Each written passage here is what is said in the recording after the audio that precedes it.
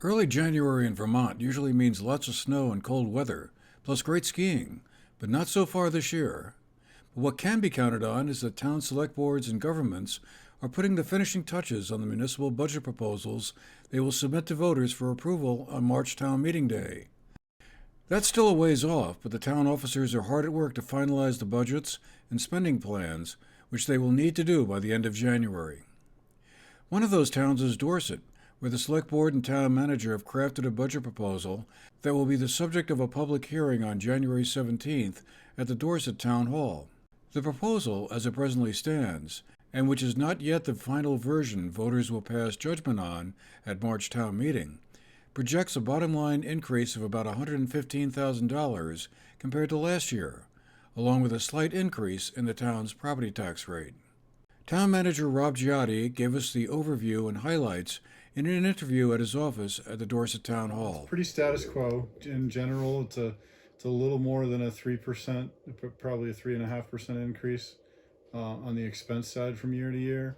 That is mainly made up of a kind of a personnel and wage cost of living adjustment.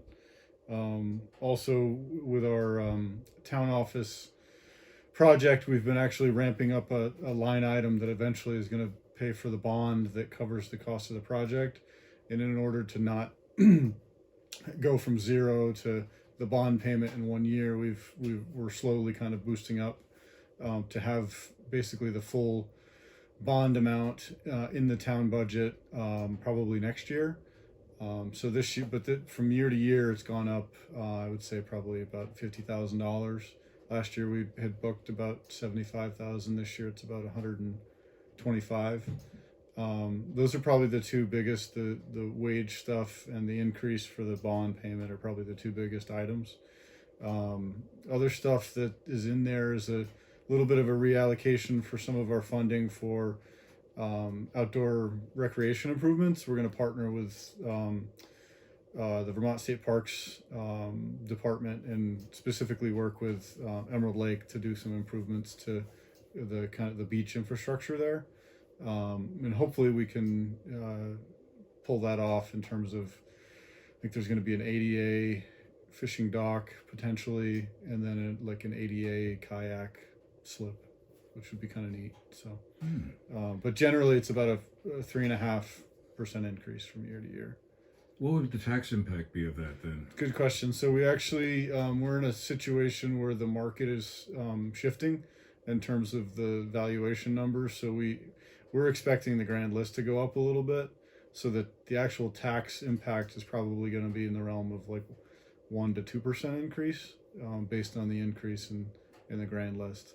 So 3.5% on the budget side, but probably 1 to 2 on the tax side.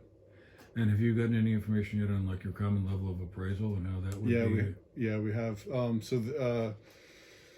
I would go back to kind of we've seen a big kind of influx with COVID, and pre-COVID our CLA was around 103.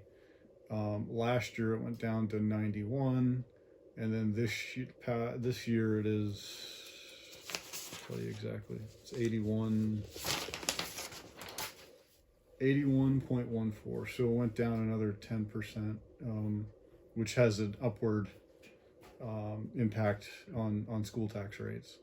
So that reflects, I guess, the increase in real estate values or fair market value price of the homes that were being purchased during the COVID. Based on the way the state compiles the data, they're saying that our homes now are worth roughly 22% more than what they were pre-COVID.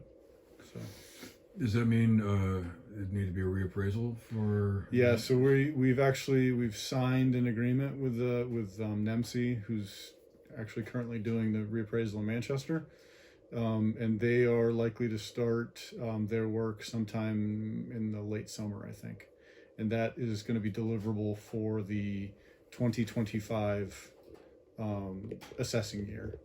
Town Manager Giotti also described the status of the new town hall project that Dorset is undertaking. Yeah, so we initially got the estimate and the bond vote in 2021 That first estimate came from spring of 21. After the bond approval, we basically put out an RFP to get a construction management firm. One of the first things they did was re-look at the numbers and give us an updated estimate. When they did that, that was summer 22.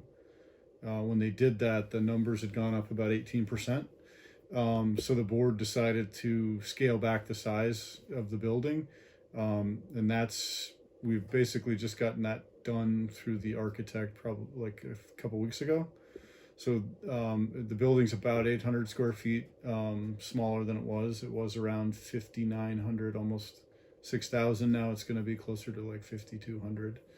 The meeting space and the kind of, I would say, the common public spaces, none of that has been changed at all. It's all on the kind of clerk, vault, office side of the building has been shrunk down a little bit. And initially we had oversized some of the offices, so they're still going to be pretty generous sized, and it shouldn't have too many impacts on that original design. So no, the goal is to stay within that budgeted allocation that was approved at the bond vote, which was 3.6. A public hearing on the town's zoning bylaws and a scoping study for a bike and pedestrian walkway are also under consideration, along with a housing needs assessment study.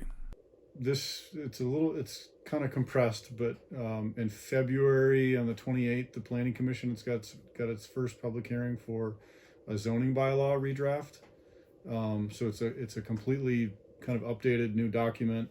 There's not a lot of change to kind of the overall approach. It's generally trying to retain the character of what was in the old document, but just modernizing it, bringing it up to date with statutes, and then bringing it kind of in line with the town plan. So that approval process starts in February, and that's, there's going to be at least one public hearing with the Planning Commission, one public hearing with the Select Board, and then ultimately they'll decide whether to approve it or not.